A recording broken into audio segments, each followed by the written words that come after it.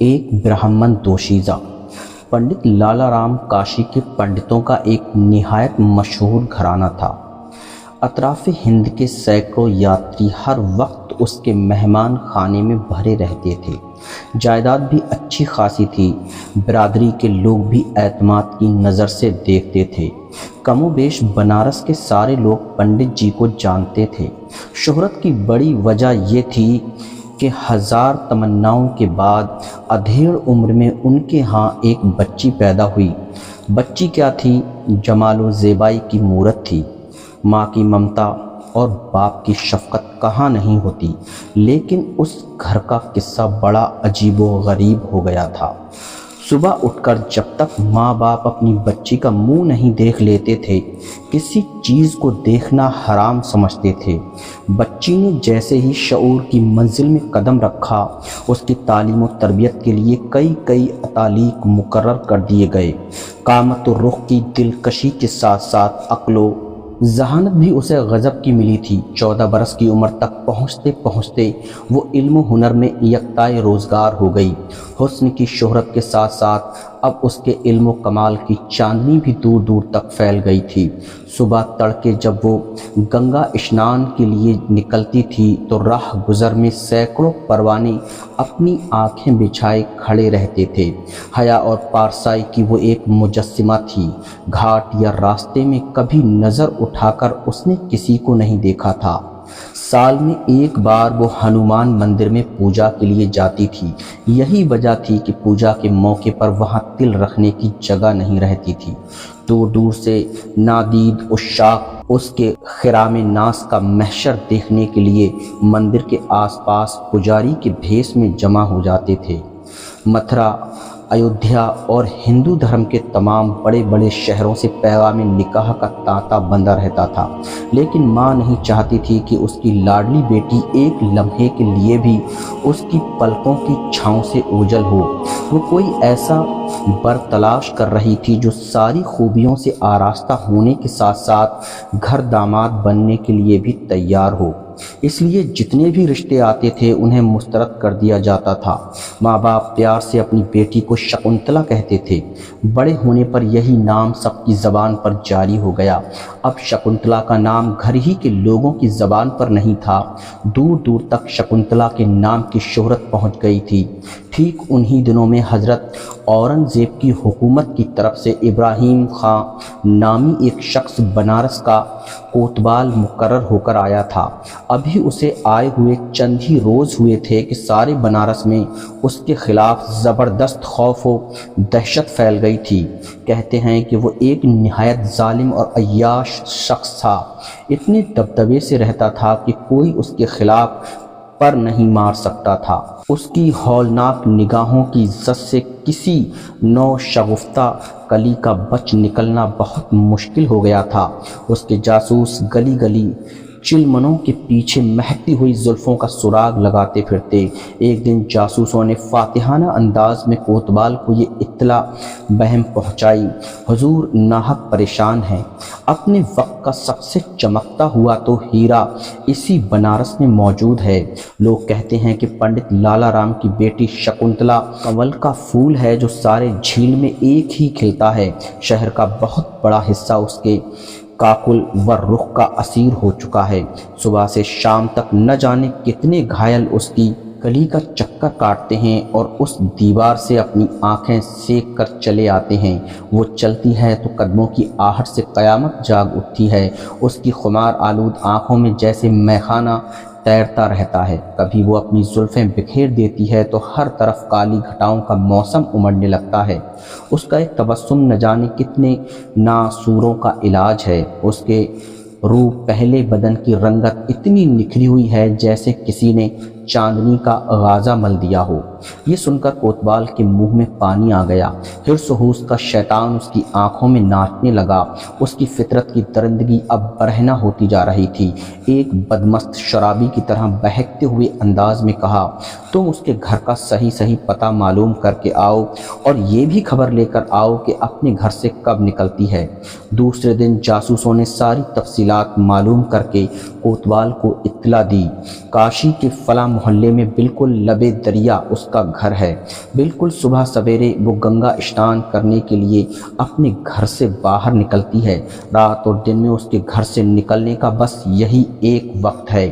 आज कई दिन से पंडित लालाराम का चेहरा उतरा हुआ था, आंखों की नींद भी उड़ गई थी, खाना पीना भी छूट गया था। बीबी अलग परेशान थी, शकुंतला भी मुतफक्किर थी। सही वजह किसी को न बताते थे, बहुत पूछने पर बस ये कहकर खामोश हो जाते थे कि तबीयत अच्छी नहीं है।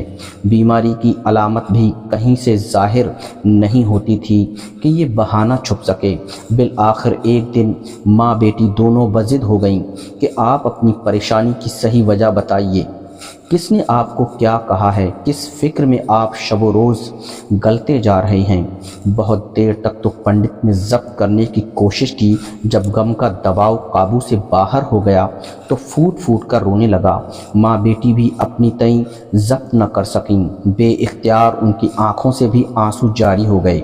बड़ी मुश्किल से पंडित ने दिल पर काबू हासिल किया और तबीयत थम जाने के बाद असल वाक़या बयान करना शुरू किया। यहाँ के कोतवाल के मुतालिक हूस परस्ती और अय्याश मिजाजी की जो दास्तानें शहर में मशहूर हैं वो तुम भी जानती होगी। अब बहू बेटियों की आबरू उसके हिर्सो आस की दरिंदगी से महफूज नहीं रह गई। जब तक वो इफ़्फ़त व अस्मत का कोई ताज़ा खून नहीं कर लेता उसकी रात चैन से नहीं कटती। आज तक हमारी बनारस में कोई ऐसा बदतीनत, शकील कल्ब और बदमस्त फरमा रवा नहीं आया था। आह, कितनी मजलूम रूहें आज उसके ज़ख्मों की टीस से बेचैन हैं। किसी को क्या मालूम, अभी यहीं तक बात पहुंची थी कि वो फिर फूट पड़ा और फिर रोते रोते उसकी हिचकियां बन गईं। माँ बेटी पर एक सख्ते की कैफियत तारी थी। वो सख्त हैरान थीं कि आखिर माजरा क्या है, किस सदमे ने इस तरह घायल कर दिया है। थोड़ी देर के बाद जब कुछ सुकून हुआ तो फिर उसने सिलसिला बयान का आगाज़ किया। आज छठा दिन है कि उसके 2 सिपाही बंगले पर आए थे। उन्होंने इत्तला दी कि कोतवाल साहब ने आपको बुलाया है। ये खबर पाकर मेरा कलेजा सूख गया, इसलिए कि उस संगदिल की सरशत से वाकिफ़ हूँ। बहरहाल उसकी हुकूमत है, चारों नाचार जाना ही पड़ा। लरजते कांपते जब मैं उसके सामने पहुंचा तो उसने अपनी खड़ी खड़ी मूंछों पर हाथ फेरते हुए एक तख्त पर बैठने का इशारा किया। उसके सिपाही हट गए तो उसने मुझे मुखातिब करते हुए कहा, मुझे खबर मिली है कि शकुंतला नाम की तुम्हारी एक बेटी है। वो उम्र के उस हिस्से में दाखिल हो गई है जबकि वो किसी के घर की जीनत बने। मैं तुम्हें हुक्म देता हूँ कि उसकी डोली सजाकर मेरे दरवाजे पर पहुँचा दो। पंडित ने सिलसिला बयान जारी रखते हुए कहा कि उसकी ये बात सुनकर मैं बेइख्तियार रोने लगा। बार बार मुझे अपने ख़ानदान का नामूस याद आ रहा था। बार बार मैं सोचता था कि आबरू सबसे ज़्यादा कीमती चीज़ होती है, उसके लुट जाने के बाद मेरे पास रह ही क्या जाएगा। रोते रोते मेरा बुरा हाल हो गया, मगर उस जालिम को ज़रा तरस नहीं आया। मुझे उसी हालत इस्तराब में वो छोड़कर उठा और ये कहता हुआ चला गया, 1 हफ्ते की मोहलत तुम्हें देता हूँ। अगर इस मुद्दत में शकुंतला की डोली मेरे दरवाजे पर नहीं लगी तो याद रखना, मैं अपने सिपाही भेजकर उसे अपने यहाँ उठवा लूँगा। कान खोलकर सुन लो कि बनारस के सबसे बड़े हुक्मरान की ज़बान के ये अल्फाज हैं, कमान से निकला हुआ तीर वापस लौट सकता है मगर मेरी ज़बान के अल्फाज वापस नहीं हो सकते। गुफ्तगू के आखिरी हिस्से तक पहुँचते पहुँचते पंडित का हाल काबू से बाहर हो गया। अब उस गिरियाऊ मातम में माँ बेटी भी पूरी तरह शरीक हो गईं। औरत का दिल यूं ही नाजुक होता है और वो भी माँ की ममता गंगा की लहरों की तरह दर्द व कुर्ब का एक तलातुम बर्पा हो गया। माँ का दिल इस वहशतनाक सदमे की ताब न ला सका। वो फर्त गम से बेहोश हो गई। शकुंतला अपनी माँ की ये हालत देखकर पागल हो गई। जल्दी से उठकर मुंह पर पानी का छींटा देना शुरू किया। कुछ देर के बाद माँ को होश आ गया। पंडित की आंखों के आंसू अभी खुश्क नहीं हुए थे कि उसने फिर भर्राई हुई आवाज़ में कहा, 1 दिन की मोहलत बाकी रह गई है, जितना रोना है रो लो। कल उसके सिपाही आकर हमारी बेटी शकुंतला को हमेशा के लिए हमसे छीन ले जाएंगे। आह, कल हमारे घर से शकुंतला की अर्थी उठेगी, हमारी आरजुओं का चमन ताराज हो जाएगा। کیوں نہ ہم کل سورج طلوع ہونے سے پہلے گنگا کی لہروں میں ڈوب جائیں۔ وہ یہ کہتے ہوئے عالم وحشت میں اٹھ کر بھاگنا ہی چاہتا تھا کہ شکنتلا اس کے قدموں سے لپٹ گئی۔ باپو جی، آشا نہ توڑو، وقت سے پہلے ہمیں یتیم نہ بناؤ۔ بھگوان کی کرپا ہو گئی تو یہ گرہ کٹ جائے گی، اور مان لو اگر وہی وقت آ گیا تو ہم سب کے سب ایک ساتھ ہی گنگا جی کے چرنوں میں اپنا شرن بنائیں گے۔ بیٹی نے اصرار کر کے باپ کو خودکشی سے روک دیا۔ اس کے بعد بٹھا کر سمجھانے لگی، باپو جی آپ اتنا نراش نہ ہوں، تدبیر کے ہتھیار سے تلوار کی دھار بھی بیکار ہو جاتی ہے۔ آپ کل صبح کوتوال کے پاس جائیں اور اس سے کہیے کہ شکنتلا کی ڈولی سجانے کے لیے ہمیں 1 مہینے کی مہلت دی جائے۔ آخر بیٹی کو تن کے کپڑے پر ہم کیسے رخصت کر دیں؟ باپ ہونے کے رشتے سے آخر ہمارے بھی کچھ نہ کچھ ارمان ہیں، زیادہ نہ صحیح تو کچھ نہ کچھ تو انتظام کرنا ہی ہوگا۔ باپ نے پوچھا، مان لو اس نے مہلت دے دی تو پھر 1 مہینے بعد کیا ہوگا؟ جو کام اس وقت ہمیں کرنا ہے وہ آج ہی کیوں نہ کر ڈالیں؟ بیٹی نے آنکھیں نیچے کیے ہوئے جواب دیا، 1 مہینے میں حالات بدل جائیں گے باپو جی، وہ شاخ ہی نہ رہے گی جس پر آشیانہ باندھنے کی نوبت آئے۔ بہتر ہے آپ ہم سے اس کی تفصیل نہ پوچھیے۔ دوسرے دن کوتوالی میں سپاہیوں کا دستہ تیار ہی کھڑا تھا کہ ہانپتے کانپتے پنڈت جی پہنچ گئے۔ کوتوال نے دیکھتے ہی دریافت کیا، شکنتلا کی ڈولی کہاں ہے؟ پنڈت جی نے لرزتے ہوئے جواب دیا، حضور وہ تو آپ کے چرنوں میں آنے کے لیے بالکل تیار ہے، مگر ماں باپ اس کو تن کے کپڑوں پر کیسے رخصت کر دیں؟ کچھ تو اس کی ڈولی سجانے کے لیے ہمیں کرنا ہی چاہیے، اس لیے سرکار 1 مہینے کی مہلت ہم پر دان کریں تاکہ ہمیں بھی اپنے دل کے ارمان نکالنے کا کچھ موقع مل سکے۔ یہ غیر متوقع جواب سن کر بوڑھے کوتوال کا چہرہ کھل گیا۔ اس نے خوشی کے ترنگ میں جواب دیا، ضرور تمہیں 1 مہینے کی مہلت ملے گی، لیکن اس کے بعد اب مدت میں کوئی توسیع نہیں ہو سکے گی، اس لیے جو تیاری کرنی ہے اس مدت میں کر لو، اور دیکھو اس سلسلے میں میری مدد کی بھی کوئی ضرورت ہو تو میں ہر طرح تیار ہوں۔ پنڈت یہ جواب لے کر خوشی خوشی گھر واپس لوٹا اور اپنی بیٹی کو سارا ماجرا کہہ سنایا۔ مہلت کی خبر سن کر شکنتلا کے دل میں امیدوں کے چراغ جل اٹھے۔ اسے اپنے تئیں اس مصیبت سے نجات پانے کے لیے کافی موقع مل گیا تھا۔ ویسے باپ کے دل کا بوجھ بھی کچھ ہلکا ہو گیا تھا کہ وقتی طور پر ایک بلا ٹل گئی۔ دوسرے دن شکنتلا نے اپنے باپ سے کہا، پتا جی مغل شہزادے جس طرح کا لباس پہنتے ہیں بالکل ہو بہو اسی طرح میرے لیے بھی 2 جوڑے تیار کروا دیجیے۔ چوڑی دار پاجامہ، انگرکھا نما قبا، کمر میں زرین پٹکا اور کم خواب کا سفید امامہ۔ باپ نے 1-2 روز میں شکنتلا کی یہ فرمائش پوری کر دی، لیکن باپ سخت حیران تھا کہ آخر مردوں کا پیرہن لے کر وہ کیا کرے گی۔ بیٹی نے تفصیل پوچھنے سے منع کر دیا تھا، اس لیے اس کی زبان کچھ دریافت کرنے کے لیے کھل نہیں رہی تھی۔ سارا سامان مکمل ہو چکنے کے بعد اس نے تیسرے دن رات کے وقت اپنے ماں باپ سے فیصلہ کن انداز میں کہا، اب میں آج رات کے کسی حصے میں اپنی مہم پر روانہ ہو رہی ہوں، ٹھیک 1 مہینے سے 2 دن پہلے واپس آ جاؤں گی۔ اس درمیان میں آپ لوگ کسی قسم کی چنتا نہ کریں گے، میں جہاں بھی رہوں گی محفوظ رہوں گی، میری گمشدگی کا راز کسی پر ظاہر نہ ہونے دیا جائے، مجھے پورا وشواس ہے کہ میرا یہ سفر ضائع نہیں ہوگا۔ اتنا کہہ کر اس نے اپنے ماں باپ کے پاؤں چھوئے اور اپنی خوابگاہ میں چلی گئی۔ رات کے پچھلے پہر اس نے چوپال سے سدھایا ہوا تیز رفتار گھوڑا کھولا، سفر کے لوازمات سے اسے آراستہ کیا اور اس پر بیٹھ کر روانہ ہو گئی۔ آج جمعے کا دن تھا۔ بھارت کی راجدھانی دہلی میں عید کی طرح ہر طرف چہل پہل تھی۔ گلی گلی سے علماء و مشائخ کی پالکیوں کے جلوس جامع مسجد کی طرف روانہ ہو رہے تھے۔ علم و فضل اور طہارت اور عرفان کے نورانی چہرے ستاروں کی طرح جامع مسجد کے فرش پر بکھر گئے تھے۔ لال قلعے کے کنگورے سے پہلی توپ سر ہوتے ہی زرین پوشاک میں نقیبوں کے دستے باہر نکل آئے۔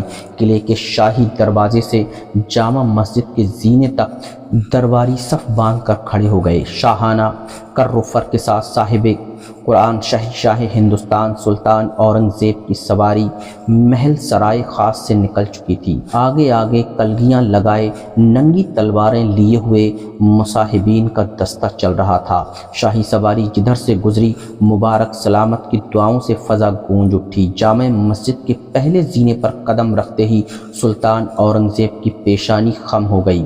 یہ بندگی کا پہلا خراج تھا جو دربار خدا بندی میں پیش کیا گیا۔ اب خطبے کی اذان ہوئی اور خطیب نے منبر پر کھڑے ہو کر خطبہ شروع کیا۔ عرفاء و عشاق کے ہجوم میں جمعے کی نماز دوگانہ ادا ہوئی۔ سنتیں ادا کرنے کے بعد لوگ مسجد سے باہر نکلے۔ تھوڑی ہی دیر کے بعد شور بلند ہوا کہ سلطان اورنگزیب سنتوں سے فارغ ہو کر باہر تشریف لا رہے ہیں۔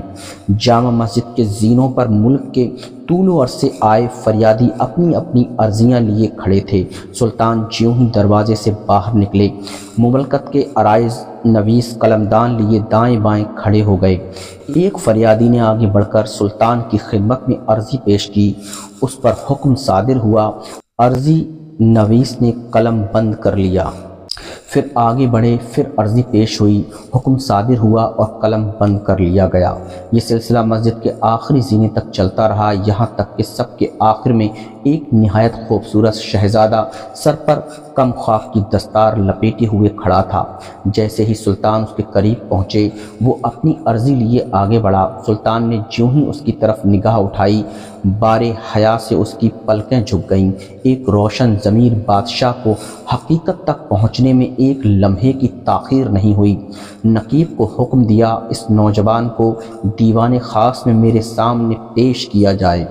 شہنشاہ کی سواری آگے بڑھی اور نقیبوں کے ہمراہ وہ نوجوان قلعے معلیٰ کی طرف چل پڑا۔ غازی محی الدین اورنگزیب عالمگیر جیسے ہی اپنے دیوان خاص میں تخت پر جلوہ افروز ہوئے، نقیب نے اس نوجوان کو فوراً پیش کیا۔ سلطان نے اپنی نظریں نیچی کرتے ہوئے حکم صادر فرمایا، دربار فوراً خالی کر دیا جائے۔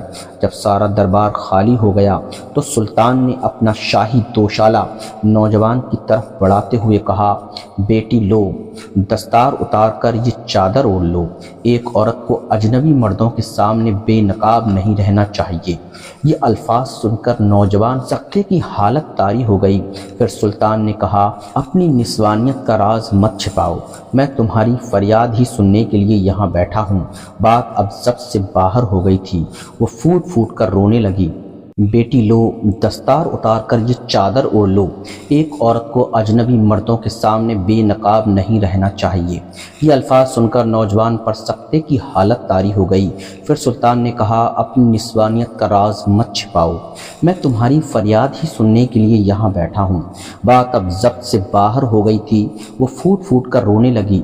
سر اور چہرے کو چادر سے چھپاتے ہوئے بڑی مشکل سے یہ الفاظ اس کے منہ سے نکل سکے، دیالو مہاراج، میں اس وقت خوشی سے پھولے نہیں سما رہی ہوں کہ اس وقت جہاں پناہ نے مجھے بیٹی کہہ کر مخاطب کیا ہے، لیکن شاید آپ کو معلوم نہیں کہ میں ایک برہمن ذات کی لڑکی ہوں۔ سلطان نے جواب دیا، جب تو اور بھی تمہاری دلجوئی میرے لیے ضروری ہو گئی تاکہ یہ بھید تم پر کھل جائے کہ اسلام اپنے فرما رواؤں کو کتنا فراخ دل بنا دیتا ہے اور جن قوموں کا یہ ذمہ لے لیتے ہیں ان کے ساتھ ان کا سلوک کتنا حیرت انگیز اور روح پرور ہوتا ہے، اس لیے یہ جاننے کے بعد بھی کہ تم ایک برہمن زادی ہو، میرا جذبہ شفقت پھر تمہیں بیٹی کے ساتھ مخاطب کرتا ہے۔ شکنتلا یہ جواب سن کر حیرت و مسرت کے اتاہ سمندر میں ڈوب گئی۔ سلطان کا اشارہ پا کر اب اس نے اپنی دردناک سرگزشت کو سنانا شروع کیا۔ سماعت کے دوران سلطان کا حال قابل دید تھا، ایک رنگ آتا تھا، ایک رنگ جاتا تھا، کبھی پلکیں بھیگ جاتی، کبھی غضب سے چہرہ سرخ ہو جاتا۔ اسی عالم اضطراب میں کہانی تمام ہوئی۔ جب وہ اپنا بیان ختم کر چکی تو سلطان نے اپنا حکم سنایا، 1 مہینے کی مہلت میں اب چند ہی دن باقی رہ گئے ہیں، تم فوراً اپنے مستقر پر لوٹ جاؤ اور اپنے والدین سے کہہ دو کہ وہ فوراً تمہارے ڈولے کا انتظام کریں۔ یہ حکم سن کر شکنتلا کے سارے ارمانوں کا خون ہو گیا، ان کے پاؤں کے نیچے سے زمین نکل گئی۔ وہ چادر کے ایک کونے میں اپنی آنکھوں کا آنسو جذب کرتے ہوئے الٹے پاؤں واپس ہو گئی۔ نقیبوں کا ہجوم دیوان خاص کے باہر کھڑا تھا، ہاتھوں ہاتھ اسے قلعہ معلیٰ کے صدر دروازے تک پہنچا دیا۔ سیدھے وہ سرائے پہنچی، اپنا گھوڑا لیا اور بنارس کی طرف روانہ ہو گئی۔ راستے بھر ناکامی کی چوٹ اسے ستاتی رہی، بارہا وہ یہی سوچتی کہ بادشاہ نے اس کے ساتھ انصاف نہیں کیا۔ پھر کبھی خیال آتا کہ بادشاہ کے منہ سے بیٹی کا خطاب معمولی چیز نہیں ہے، وہ ضرور اس کا حق ادا کرے گا۔ ماں باپ نہایت بےتابی کے ساتھ اس کا انتظار کر رہے تھے۔ جیسے ہی اس کے گھوڑے کی ٹاپوں کی آواز کانوں میں آئی، ماں خوشی سے چیخ اٹھی۔ شکنتلا آ گئی۔ بیٹی کو بخیر و عافیت دیکھ کر ماں باپ کی خوشی کی کوئی انتہا نہ تھی۔ انہیں یقین تھا کہ شکنتلا ایک دن ضرور واپس آئے گی۔ ماں نے اس کے سر پر ہاتھ پھیرتے ہوئے کہا، بیٹی تو اتنے دن تک کہاں تھی؟ اب تو بتا دے کہ کون سی مہم سر انجام دے کر لوٹی ہے۔ مدت مقررہ میں اب 2 ہی روز کا وقفہ رہ گیا ہے، معلوم نہیں ہم لوگوں کا کیا انجام ہوگا۔ ماں کی آواز میں اتنی دردناک مایوسی تھی کہ شکنتلا کا دل بھر آیا۔ ناکامی کی چوٹ ابھر آئی، بے اختیار رونے لگی۔ ماں نے فرط محبت میں بیٹی کو سینے سے لگا لیا۔ تھوڑی دیر بعد شکنتلا نے ٹھنڈی آہ بھرتے ہوئے کہا، میں دہلی گئی تھی، شہنشاہ کے حضور میں اپنی فریاد پیش کی، لیکن افسوس کہ وہاں بھی میری فریاد رائیگاں گئی۔ انہوں نے حکم دیا کہ ڈولہ سجا کر کوتوال کے دروازے تک پہنچا دیا جائے۔ میں اس حکم کی تعمیل ضرور کروں گی، چاہے میری جان چلی جائے، کیونکہ شہنشاہ نے مجھے اپنی بیٹی کہا ہے۔ ایک برہمن زادی اپنے باپو کا حکم نہیں ٹال سکتی۔ شکنتلا کی یہ بات ابھی ختم بھی نہ ہو پائی تھی کہ پھر گھر میں کوہرام مچ گیا۔ ماں باپ نے لاکھ سمجھایا مگر وہ اپنی ضد پر اڑی رہی۔ تیسرے دن سپاہیوں کی حفاظت میں شکنتلا کا ڈولہ تیار ہو گیا۔ ماں کو دن دہاڑے گشی پر گشی آنے لگی۔ سارے محلے پر کوتوال کی مظالم کی ایک بھیانک دہشت طاری ہو گئی۔ بوڑھا کوتوال آج خوشی سے پھولے نہیں سما رہا تھا۔ ایک ملکہ حسن آج اس کے گھر دلہن بن کر آ رہی تھی۔ بالوں میں خضاب، آنکھوں میں سرما لگائے، سر سے پاؤں تک چھیلا بنا ہوا تھا، جیسے بڑھاپے میں عہد شباب پلٹ کر آ گیا ہو۔ شکنتلا کے ڈولے کے ارد گرد شہر کے بھکاریوں کا ہجوم اکٹھا ہو گیا تھا اور انہیں پیسے لٹائے جا رہے تھے۔ ساری راہ گزر پر تماشائیوں کے ٹھٹ لگے ہوئے تھے، لیکن کوتوال کے قہر کے آگے کوئی چوٹک نہیں کر سکتا تھا۔ اب شکنتلا کا ڈولہ کوتوالی کے قریب پہنچ رہا تھا۔ ایک سپاہی نے دوڑ کر کوتوال کو اطلاع دی، سرکار ڈولہ اب بہت قریب آ گیا ہے، بس چند ہی قدم کے فاصلے سے خیرات نہ تقسیم کر لوں۔ اب ڈولہ دروازے کے قریب پہنچ چکا تھا۔ کوتوال شاہانہ طز و احتشام کے ساتھ باہر نکلا اور اپنے دونوں ہاتھوں سے بے دریغ پیسے لٹانے لگا۔ بنارس کے بھکاریوں میں لوٹ مچ گئی۔ مبارک سلامت کے شور میں کوتوال کا حاکمانہ غرور انگڑائی لے کر جاگ اٹھا۔ جیسے ہی وہ پیسے لٹا کر ڈولے کی طرف بڑھنا چاہتا تھا کہ ایک بوڑھے فقیر نے اس کے سامنے ہاتھ پھیلاتے ہوئے کہا، سرکار کا اقبال سلامت، مجھے بھی کچھ بخشش ملے۔ کوتوال نے تیور بدل کر جواب دیا، زمین پر گرے ہوئے پیسے تجھے نظر نہیں آتے؟ اٹھا لے انہیں، تیرا دامن بھر جائے گا۔ بوڑھے نے پھر خوشامد کرتے ہوئے اصرار کیا، نہیں سرکار، زمین کے گرے ہوئے پیسے میں نہیں لوں گا، میں تو یہ ارمان لے کر آیا ہوں کہ سرکار ہی کے مبارک ہاتھوں سے کچھ خیرات لوں گا۔ بوڑھے کے پیہم اصرار سے مجبور ہو کر کوتوال نے جھٹلاتے ہوئے کہا، اچھا لے، نہیں مانتا ہے تو لے۔ یہ کہتے ہوئے جیوں ہی اس نے پیسے دینے کے لیے ہاتھ بڑھائے، بوڑھے فقیر نے اپنا میلا کچیلا لباس اتار کر پھینک دیا۔ اب جو نظر اٹھی تو سامنے شہنشاہ اورنگزیب کھڑے تھے۔ کوتوال خوف سے کانپنے لگا، دہشت کے مارے جسم کا خون سوکھ گیا، چہرے پر سیاہی چھا گئی، بت کی طرح بے حس و حرکت کھڑا تھا کہ غصے سے کانپتے ہوئے شہنشاہ نے کہا، اسی کرتوت کے لیے تجھے بنارس بھیجا گیا تھا؟ دن دہاڑے میری رعایا کی آبرو کا خون کرتے ہوئے تجھے ذرا بھی شرم نہیں آئی؟ ایک ہولناک قہر و ظلم کا یہ تماشا رچاتے ہوئے تجھے اس کا بھی خیال نہیں آیا کہ حق کے مقابلے میں اورنگزیب کی تلوار اپنے اور بیگانے کا کوئی امتیاز روا نہیں رکھتی؟ کیا تجھے یہ معلوم نہ تھا کہ یہ سارا ہندوستان اسلام کی پناہ میں ہے؟ یہاں کے اقوام کی عزت و آبرو اور جان و مال کا تحفظ ایک مسلمان کا سب سے مقدس فریضہ ہے۔ فرط غضب سے شہنشاہ اورنگزیب عالمگیر کا چہرہ سرخ ہو گیا تھا، آنکھوں سے چنگاری پھوٹ رہی تھی اور کوتوال کا خون سوکھتا جا رہا تھا۔ اسی درمیان میں دہلی سے چلا ہوا فوجی دستہ بھی موجود ہوا۔ کوتوال کی طرف اشارہ کر کے شہنشاہ نے سپہ سالار کو حکم دیا، سیاہ کار کو فوراً کیفر کردار تک پہنچاؤ تاکہ دوسروں کے لیے اس کا انجام تماشائے عبرت ہو۔ اس کے دونوں پاؤں الگ الگ دو خونخوار ہاتھیوں کی ٹانگوں سے باندھ دیے جائیں اور پوری قوت کے ساتھ ہاتھیوں کو مختلف سمتوں میں دوڑا دیا جائے، یہاں تک کہ زمین پر اس بدبخت کے ریزے ریزے بکھر جائیں۔ شہنشاہ کے حکم کی تعمیل کے لیے فوجی دستہ فوراً حرکت میں آ گیا۔ شہنشاہ کی دانشوری، رعایا نوازی اور بے لاگ قوت فیصلے پر ہر شخص مبہوت ہو کے رہ گیا تھا۔ شکنتلا کا ڈولہ فتح کی مسرتوں میں ڈولتا ہوا اپنے گھر کی طرف واپس جا رہا تھا۔ بجلی کی طرح شہنشاہ اورنگزیب کے فیصلے کی خبر سارے شہر میں پھیل گئی۔ واقعے کی اطلاع پاتے ہی شکنتلا کے ماں باپ خوشی سے پاگل ہو گئے۔ شکنتلا اپنے گھر جیسے ہی پہنچی، شہنشاہ اپنی بیٹی کے گھر تشریف لائے اور فرمایا، شدت سے بیتاب ہوں، سب سے پہلے مجھے پانی پلایا جائے۔ میں اس دن سے پیاسا ہوں جس دن شکنتلا نے میرے حضور میں اپنی فریاد پیش کی۔ اسی دن میں نے اپنے خدا سے عہد کر لیا تھا کہ جب تک میں ایک مظلوم برہمن کو اس کا انصاف نہیں دے لوں گا، اپنے حلق کے نیچے پانی کا ایک قطرہ نہیں اتاروں گا۔ شکنتلا نے دو شالے سے اپنا منہ چھپاتے ہوئے کہا، بھارت کے سوامی، مجھے پورا وشواس تھا کہ جسے آپ نے اپنی بیٹی کہا ہے اس کی لجا بچانے ضرور آؤ گے۔ اپنی محبوب رعایا کے ساتھ یہ انیائے تم سے ہرگز نہ دیکھا جائے گا، اسی لیے میں نے اپنی زمین میں ایک چبوترا پہلے ہی بنا دیا تھا تاکہ ہمارے شہنشاہ کو نماز پڑھنے کے لیے کوئی جگہ تلاش نہ کرنی پڑے۔ اسی چبوترے پر پانی اور بھوجن کا بھی انتظام ہے۔ حضرت اورنگزیب نے پہلے وضو کر کے شکرانے کی 2 رکعت نماز ادا کی، اس کے بعد کچھ کھانا تناول فرمایا اور پانی کے چند گھونٹ پی کر جیوں ہی واپس ہونا چاہتے تھے کہ پنڈت لالا رام ہاتھ جوڑ کر کھڑے ہو گئے۔